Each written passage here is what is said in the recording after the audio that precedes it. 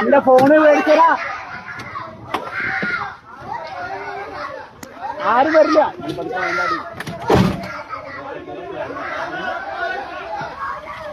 ആരും വരില്ല. ഫോണിതാ.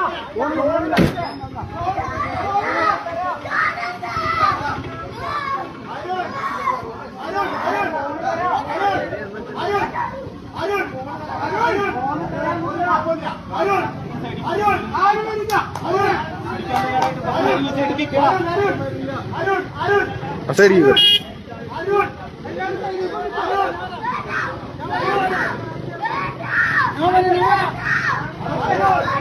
Mobile phone addiction കുട്ടികളിൽ എത്രത്തോളം അത് അപകടകരമാണെന്നുള്ളതാണ് ഈ വീഡിയോ കണ്ടത്. അവന് ഫോൺ കൊടുത്തില്ല, അതുകൊണ്ട് അവൻ നേരെ ചെന്ന് ആത്മഹത്യ ചെയ്യാൻ പോയപ്പോൾ ചാടി മൊബൈൽ എന്തില്ലെങ്കിൽ ചാടി ചാവും പറഞ്ഞു.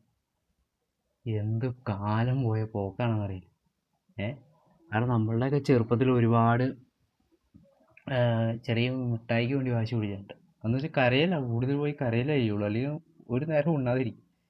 ഇതിപ്പോൾ കിടന്ന് ചാടി ചാവാൻ പോകുമ്പോൾ മൊബൈൽ ഫോൺ അഡിക്ഷൻ എന്തോരം ആണെന്നുള്ളത് ഇപ്പോൾ നോക്കിയില്ല. കാരണം ഞാനും നമുക്ക് മൊബൈൽ ഫോണിൽ അഡിക്ഷൻ ഉണ്ട്. എന്തായാലും ഇപ്പോൾ ഞാൻ വീഡിയോ ചെയ്യുന്നുണ്ട്, ചിലപ്പോൾ സിനിമ കാണുന്നുണ്ട്, ഇൻസ്റ്റാഗ്രാമൊക്കെ കാണുന്നുണ്ട്.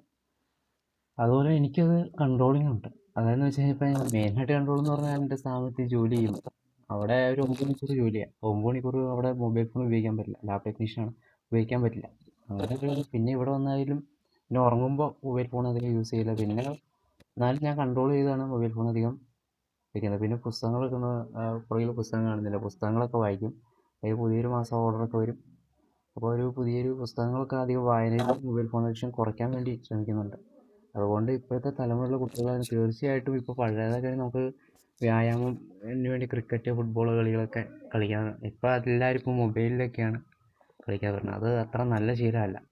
അപ്പോൾ നമുക്ക് മാനസികമായിട്ട് മൊബൈൽ ഫോൺ ഉപയോഗിക്കേണ്ടതെന്നറിയില്ല, ഉപയോഗിക്കുന്നതിനും ഒരു ലിമിറ്റുണ്ട്. അത് കുട്ടികൾ പ്രത്യേകിച്ച് അത് ഇന്ന മണിക്കൂർ 2 മണിക്കൂർ കൂടിപ്പോയാൽ 2 മണിക്കൂർ, ഒരു ദിവസം 2 മണിക്കൂർ വെച്ചോ, 2 മണിക്കൂർ വെച്ചോ. അല്ലാതെ രീതികളിലുള്ളവർക്ക് വേണമെങ്കിൽ അതെല്ലാം ശാരീരികമായിട്ടുള്ള കായികപരമായ കലകളിൽ, കായിക കലകളിലും, അതുപോലെ തന്നെ ചെസ്സ് പോലുള്ള പുസ്തകം വായിക്കുക, അങ്ങനെയുള്ള കലകളിലൊക്കെ കുട്ടികളെ കൊണ്ടുവരാൻ ശ്രദ്ധിക്കുക.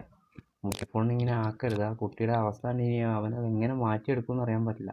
വ്യക്തമായിട്ടുള്ളൊരു ചികിത്സ അവന് ആവശ്യമാണ്.